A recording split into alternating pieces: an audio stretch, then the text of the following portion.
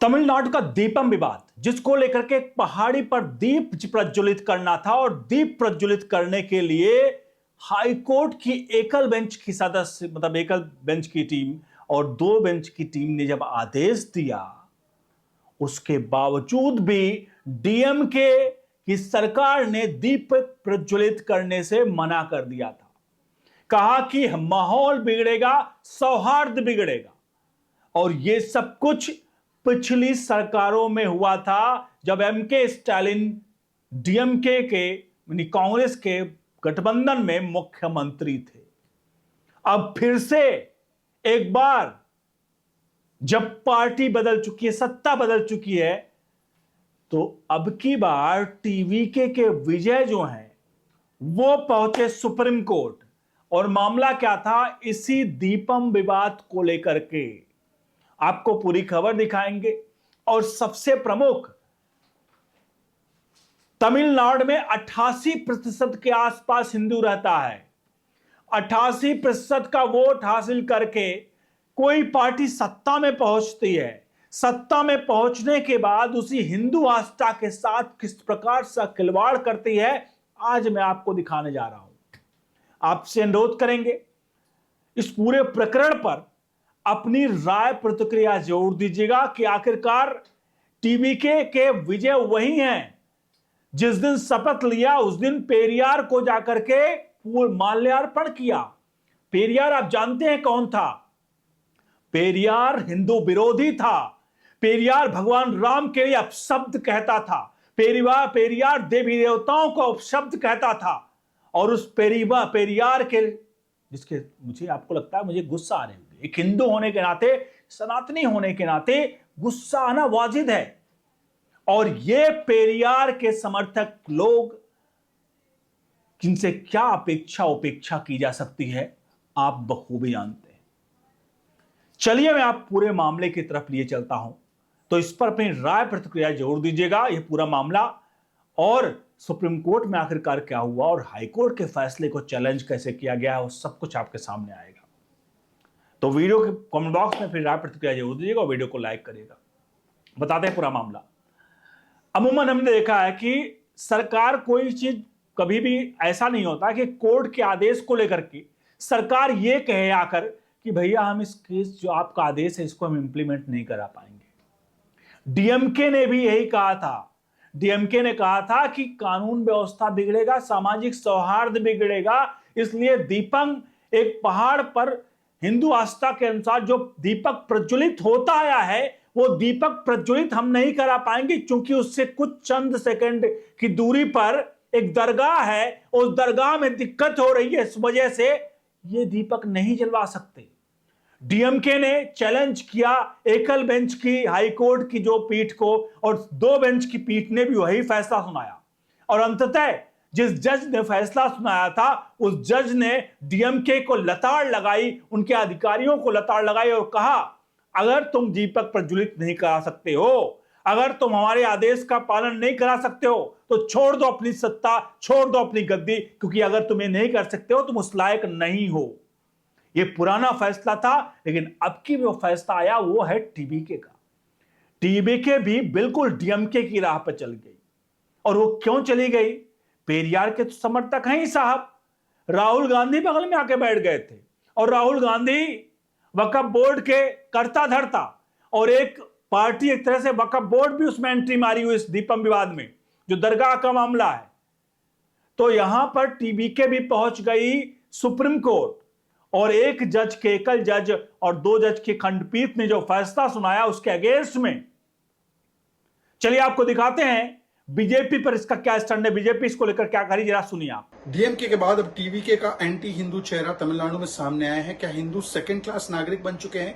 जब कोर्ट ने आदेश दिया, हाईकोर्ट ने और डबल बेंच ने कि भाई हिंदू दीपम जला सकता है और अपने अधिकारों की पूर्ति कर सकता है भगवान मुरुगन के प्रति, तो अब टीवीके सरकार उसका विरोध कर रही है। पहले डीएमके ने विरोध किया, वोट बैंक को ऊपर रखा संविधान के, और अब टीवीके वही कर रही है। सजाद पूनावाला बीजेपी के प्रवक्ता, क्या इन्होंने कहा? फिलहाल राजनीति का स्तर देखिए, जो भी कुछ कहें इनसे सहमत असहमत होना हमारी आपकी अलग राजनीतिक मायने में अलग चीजें हैं, लेकिन अगर कोई व्यक्ति एक पहाड़ी पर कोई आस्था का विषय जो लगातार होता आया है और सरकारें आकर कहें कि हम ये नहीं करवा सकते हैं बिकॉज ऑफ शासन, कानून व्यवस्था, लॉ एंड ऑर्डर, अब ऐसे मामलों पर आप क्या कुछ कहेंगे, आप बताइए।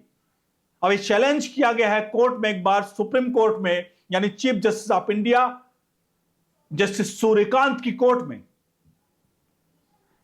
और अब इस पर फैसला आना बाकी है।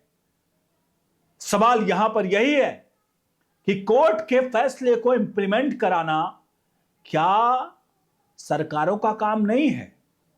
एक वो भी सरकार होती है जो सैकड़ों वर्षों पुराना, लगभग सैकड़ों वर्षों पुराना, 500 वर्ष का राम मंदिर का जो मंदिर अवैध बाबरी मस्जिद विवाद था, उसको सुलझा दिया और वहां कोर्ट के आदेश पर मस्जिद के जगह मंदिर बना और आज कोई बिना रोक टोक के सनातनी वहां जा रहे हैं और दर्शन कर रहे हैं। लेकिन एक तरफ जहां दीपक प्रज्वलित होता आया है, वहां पर टीवी के सरकार उसके अगेंस्ट में पहुंच चुकी है सुप्रीम कोर्ट। अब इसमें कोई कहे कि मैं एक सरकार को हिंदू विरोधी बता रहा हूं, कतई नहीं। एक फैसले से हिंदू विरोध नहीं कह सकते हम, लेकिन सवाल यह है कि कोर्ट का फैसला किसी धर्म को किनारे कर दीजिए, आप धर्म को दरकिनार कर दीजिए। आप सिर्फ इतना सोचिए, धर्म का चश्मा निकालकर, और सोचिए कि कोर्ट एक आदेश देता है और सरकार से कहता है कि आप इसका पालन कराइए। सरकार कहती है कि इससे सामाजिक सौहार्द बिगड़ेगा, आपसी भाईचारा नहीं होगा, वगैरह वगैरह कह के उस पर अपने आप का असमर्थता जताती है। तो आप खुद सोचिए, ऐसी सरकारें क्या काम करने लायक हैं जो लॉ एंड ऑर्डर को ना संभाल सके? कल को एक या दो व्यक्ति, चार व्यक्ति चाहें तो, क्योंकि सामाजिक सौहार्द बिगड़ेगा, उससे कानून का पालन ही ना हो। अगर ऐसा होता तो उत्तर प्रदेश में आकर देख लीजिए, कानून का भी पालन हो रहा है, और अगर कोई कानून का पालन नहीं करता है तो उसके घर पर बुलडोजर पहले पहुंच जाता है। लेकिन फिलहाल मैं किसी को तीखा टिप्पणी सीधा नहीं कर रहा हूं, लेकिन सवाल यह है कि अगर पेरियार को फॉलो करने वाले लोग हैं तो जाहिर सी बात है उनकी इससे क्या अपेक्षा और उपेक्षा की जा सकती है। अब इस पूरे मामले पर सुप्रीम कोर्ट में सुनवाई होगी। कल को हो सकता है chief justice of India justice Suryakant, चूंकि दो कमेटी ने फैसला सुनाया है, सिंगल जज की कमेटी, डबल जज की खंडपीठ ने फैसला सुनाया है, तो इसमें ज्यादा चांसेस है कि सुप्रीम कोर्ट भी इस फैसले को कतई भी इस पर रोक न लगाए और कहे ये चीज होगा ही।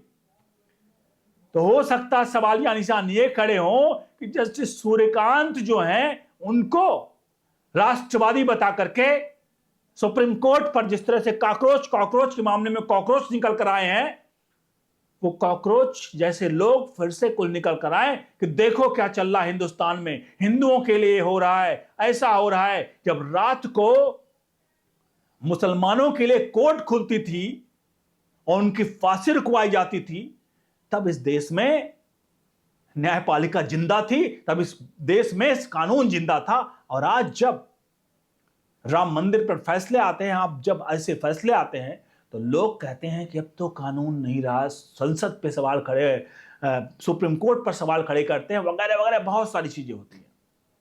आपसे अनुरोध, इस पूरे प्रकरण पर राय प्रतिक्रिया जरूर दीजिएगा। वीडियो को लाइक शेयर करिए। बने रहिए ओनली न्यूज इंडिया के साथ। बहुत बहुत धन्यवाद।